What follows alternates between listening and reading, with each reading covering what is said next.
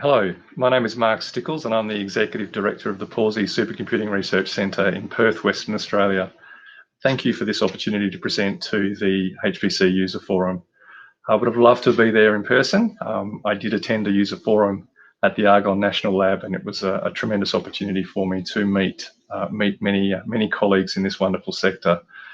Times are obviously challenging in terms of travel, and so the opportunity to present to you like this is greatly appreciated.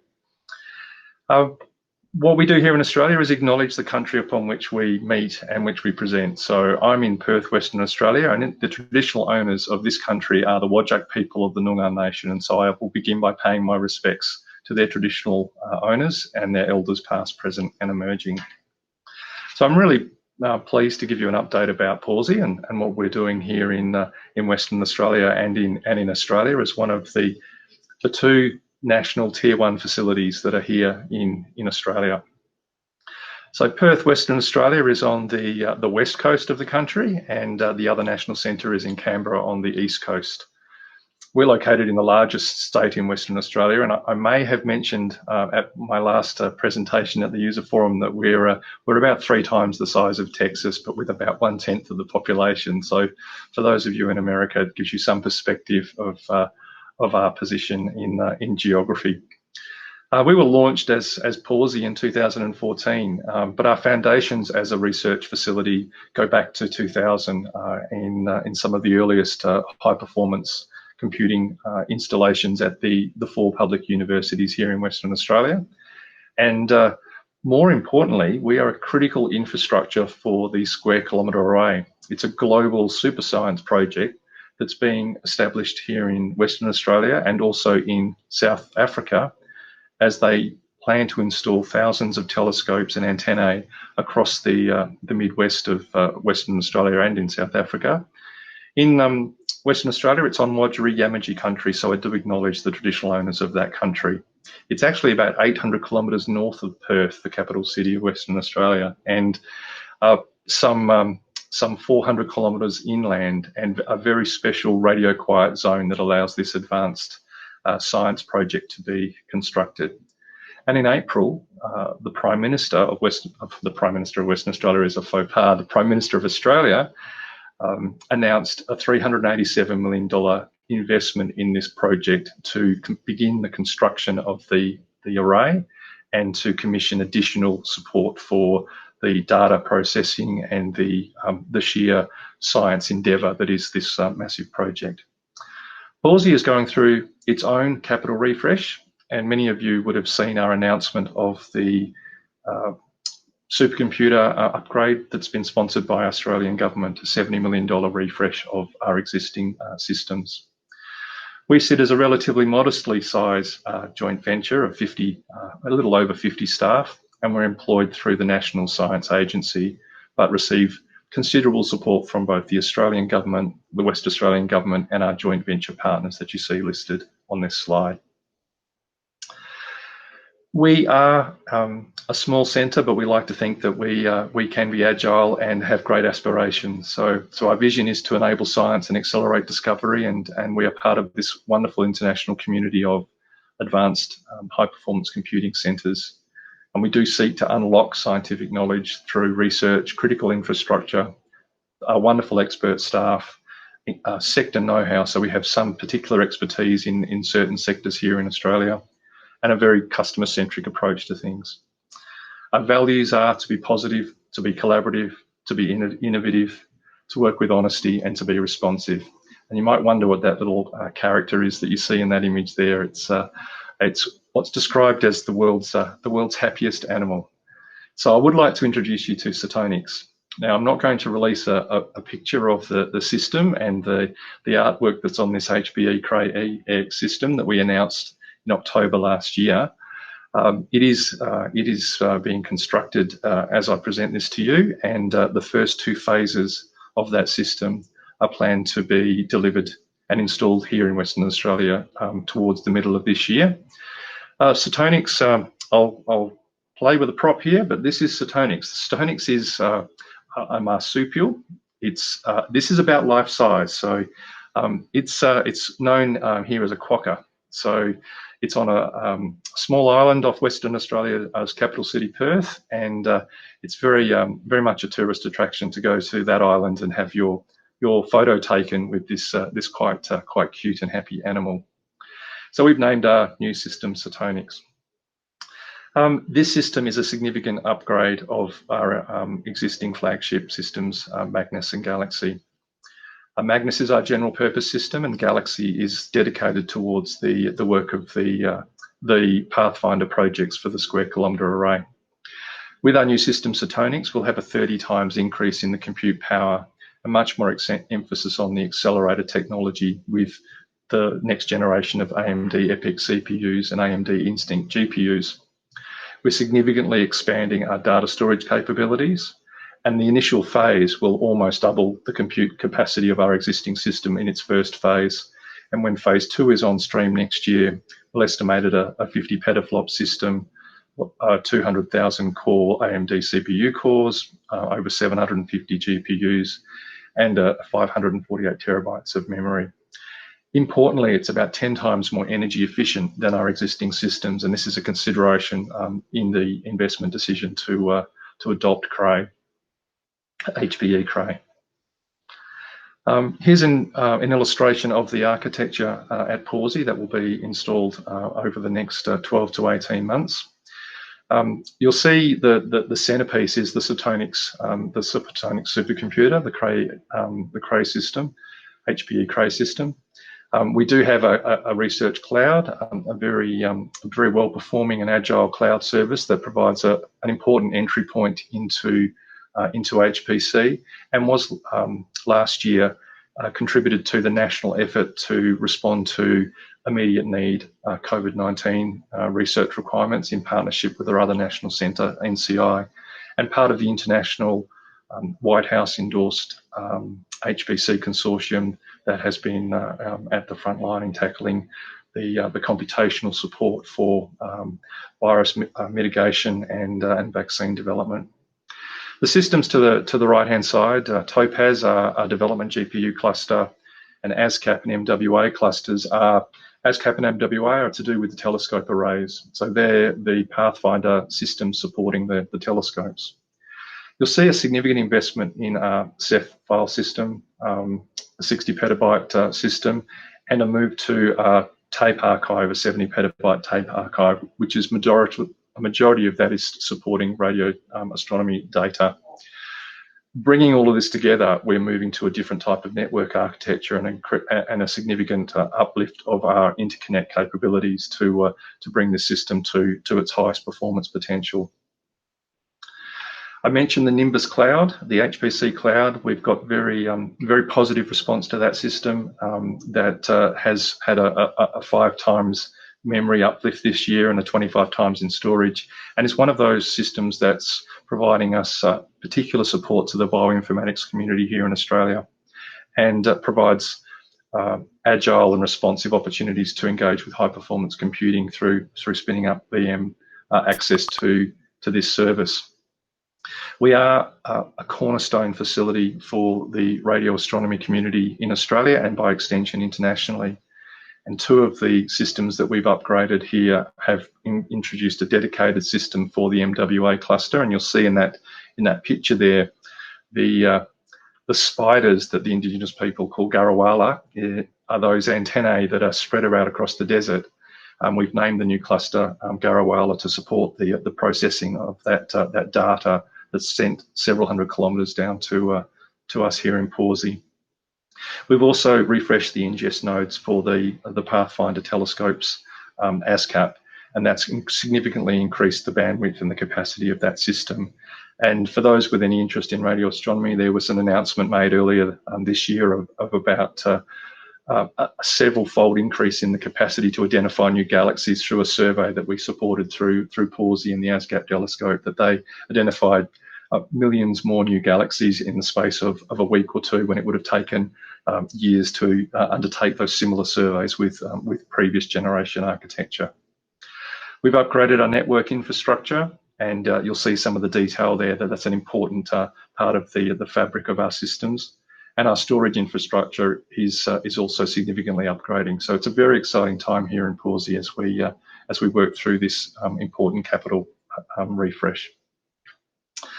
You'll see my CTO here, Ugo Vereto, and he would have loved to have travelled. We all would have loved to meet our friends and colleagues in the US and further afield. Ugo has been instrumental in working with a startup company called Quantum Brilliance, and we've received quite a bit of attention for our efforts to work with this company. And I'll spotlight this in a short case study.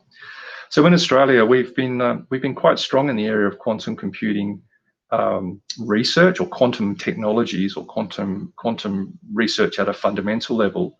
But we've only recently, I think, started to accelerate our work towards a national industry program around quantum. The CSIRO identified it as a $4 billion revenue opportunity for the country, and several, 16,000 new jobs supporting industries across computing, sensing and measurement, and communications. So it's seen as a very prospective area of economic development in our country. The company that we're working with is called Quantum Brilliance, and it's a startup out of ANU, our national university in Canberra, and it's developing technology based on room temperature quantum coherence, using synthetic diamonds as the miracle ingredient in a quantum computer. Now, I profess not to having any expertise in this area, but it's a very exciting field for us to work with our planned installation of quantum hardware in Pawsey, working with classical HPC later this year, and undertaking some pioneer projects with university and industry, and some benchmarking and some field trial work with our Diamond quantum development kit here in Pawsey, tested on some of the HPC nodes and made available for open science and industry. So a very exciting opportunity for us here at Pawsey. Dr. Maciej Sitowski is our Head of Scientific Services and co-chair of a program that we're very proud of that's called PACER. We've recently launched this $3 million program to help prepare the national research community for the adoption of our new system and the movement to extreme, exascale computing. So we've undertaken a program here to build a group of projects in partnership with several universities nationally and with international partners to help us develop a pathway for sustainable and scalable performance on our new systems. We've established a number of 3-year partnerships with Pawsey and our HPC Cray partners, providing early access to the supercomputer tools and its infrastructure. And we've got training programs and a number of hackathons focused on developing the performance conditions for various disciplines around Australia to use the new system. We've got 10 projects that we're funding, working with 18 institutions and including collaborations with US national laboratories. You might wonder why, as my colleague when I was preparing this presentation, why there's a picture of me cutting a cake. We had that cake to celebrate, I think my 2nd or 3rd week on the job in 2018, 1 billion hours of Magnus, our flagship system, and we had an open day. But I thought it was illustrative of the need to make our cake out of many ingredients and to spread it as widely as we can. So it's very much a collaborative, co-investment based approach, and bringing together a number of partners and collaborators to scale the computational effort here in Australia. So there are a number of projects, and these slides I'm sure will be available to you after this event. But we are working with institutions around the world. Many of the projects that we're supporting are already taking up significant allocations on our current systems, and so we're seeking to scale those. We are supporting projects that are addressing the computational requirements of the SKA, and we have new projects coming on stream, and also a number of projects that work with the other national centre in Gardi and the Gardi system. So there's that complementarity and that staging of lifting the research community across the country in Australia. And you'll see the disciplines that we support through the topics listed. Anne Backhouse, our Education Training Manager, is featured here, and she's a wonderful leader in this area. And you may have attended one of her birds of a feather sessions, or one of her sessions that we've run remotely through COVID, in which we're supporting and actually doing a lot of our training now, obviously online, and extending our reach. And Anne's a wonderful leader in that program. It is one of, for all of our focus on technology, the strategic pillars at Pawsey, 2 of them are specifically focused on our people and the skills that we have to support and develop to exploit this very powerful technology that we work with. So we do focus on our training and education, not just externally for our users, but also internally. And it's also in our culture here at Pawsey, I think, a positive way of attracting and retaining, developing the best staff to work in this sector. So we do focus on upskilling our staff. We do focus on a program to support the migration of users, thousands of users from one system capability to the next. And we do significant programs to support STEM outreach, science, technology, engineering and maths programs at both tertiary and secondary level. We have a fantastic internship program, and some of the interns are pictured in that slide. We had over 400 applications for only 25 spots this year, and we want to double the numbers again next year. So there's tremendous opportunity to bring talent into this sector. We're also working at secondary level with teachers and educators to work into curricula and to bring work experience opportunities to Pawsey and our partners to grow the pool of talent needed in increasingly computationally powered and digitally led careers. I would like to make, as I do whenever I get to speak to colleagues and others in our sector, make a positive statement around diversity and inclusion.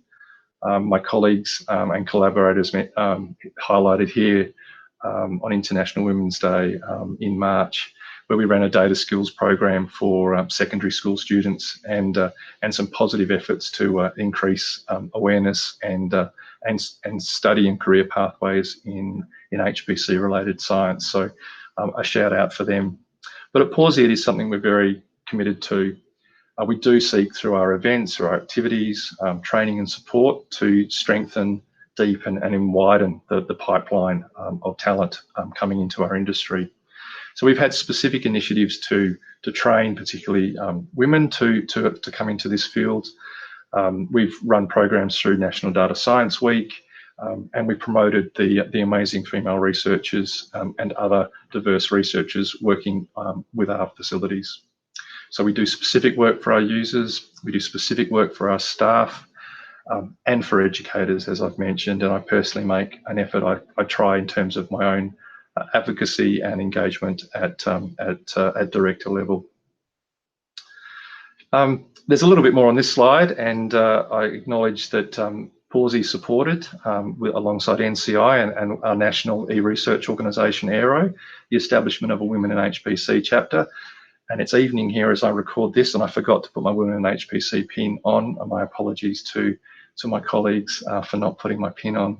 I'm also a member of an executive business group that makes a formal commitment in joining this organisation to commit to boost workforce participation of women, to lift up productivity, and to take action on issues relating to equity in the workforce. There's a quote on the right-hand side of this slide that talks about our quote from our last annual report, when I said that when I first joined Pawsey, there were more men named Mark in our workforce than we had women.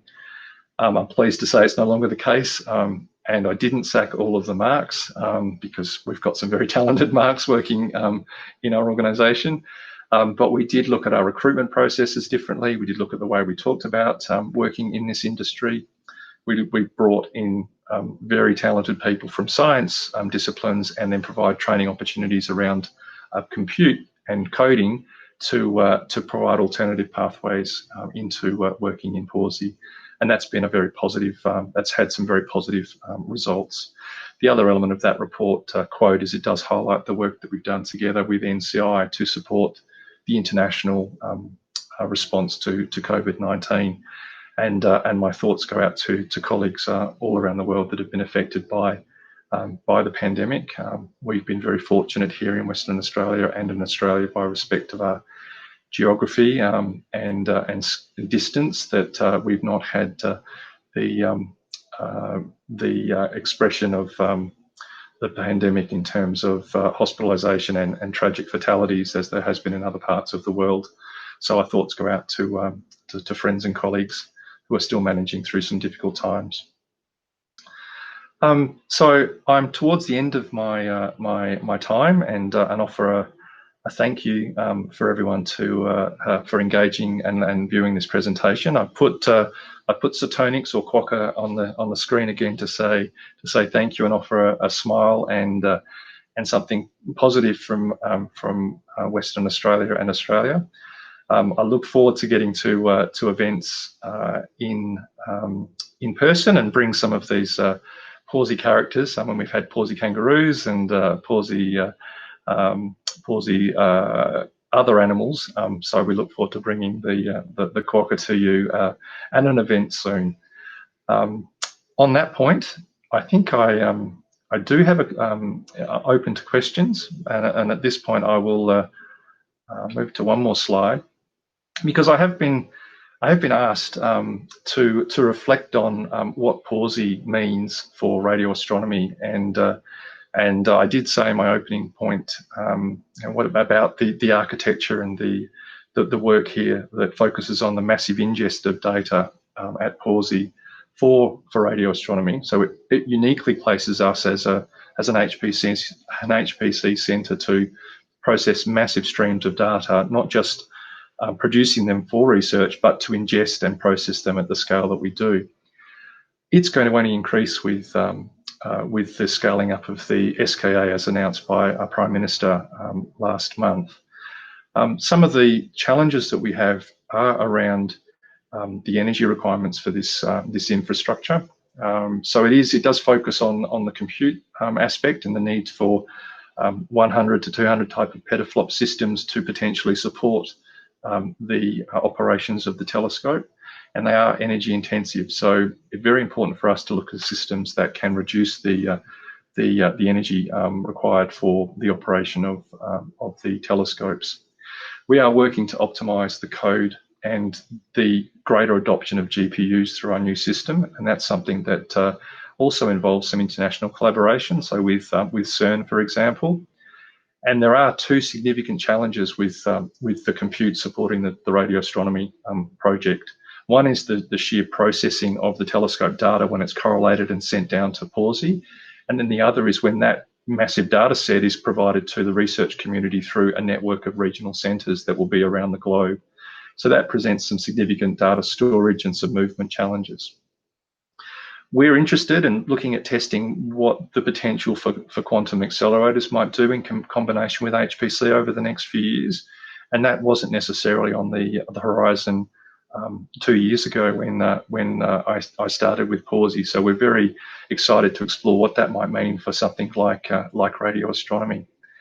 And then my last comment is around, in fact, it's not just a technology challenge that we're facing, and I almost reflect that the technology, if I say it's the easy part, I'm not sure I want to be quoted on that, but this is being recorded for your benefit. So the technology is continuing to move. There's been significant advances in the last 2 years in the way we get more sustained performance and more energy efficient performance out of HPC.